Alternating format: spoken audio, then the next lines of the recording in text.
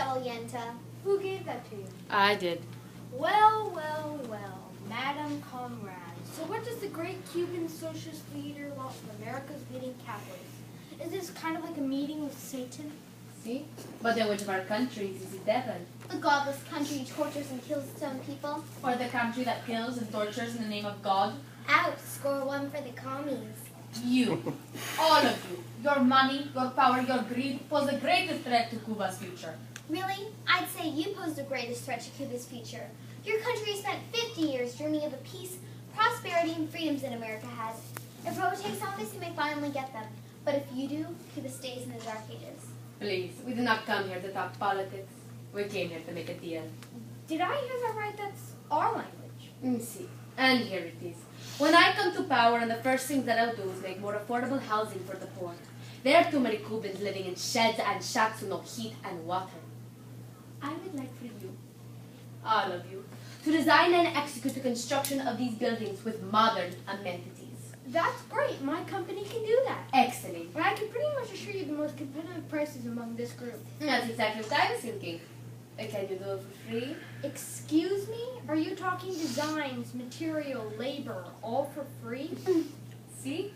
You act like you've never heard that word before. That's ridiculous. I can't do that. Then you are not the most competitive. But that would cost us millions. You spend just that much in advertising alone. And just think, this is the best type of advertising there is.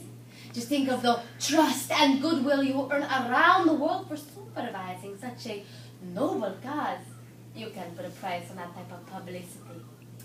I sleep fine. Thanks anyways. You people, you always think it's about the money. It's the primary law of nature. Everybody wants something, even power-hungry communists. Insolent pig, the party cannot be bought off. Honey, Stalin slept in a palace built from bribes and kickbacks. Oh, and your American leadership is above such bribery? Tom DeLay is a shining example of noble American leadership. Yes, but when our politicians get bribed, they end up in prison. Tom DeLay, Duke Cunningham, Bob Ney, they've all been held accountable for. No politician's above the law in our country. Bad apples abandoned by their masters. Libby, Gonzalez, Abramoff. You Americans punish the decoys, while the real criminals, Roe, Cheney, Wolfowitz, remain at large. Okay, it's not perfect, but it's a hell of a lot better than the scam of government you've got running here. Have you taken a look at your black market recently? It's huge. You want to know why? Because deep down, Cubans yearn to be capitalists. Now you're just being absurd. Oh, sure, when you look at people at parades, they're all rah, rah, rah. We love Castro, because they know it's good for them.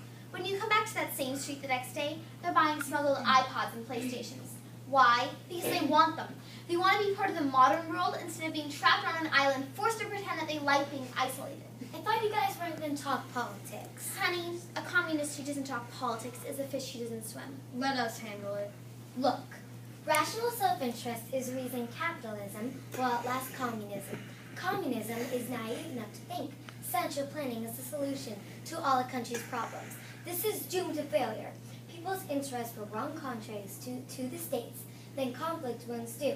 Capitalism, on the other hand, co-opts self-interest, harnessing the power of people's needs to drive the economy. Oh my God.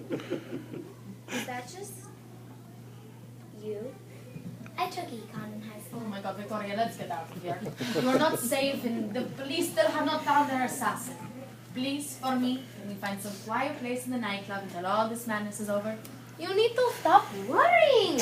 We need a drink.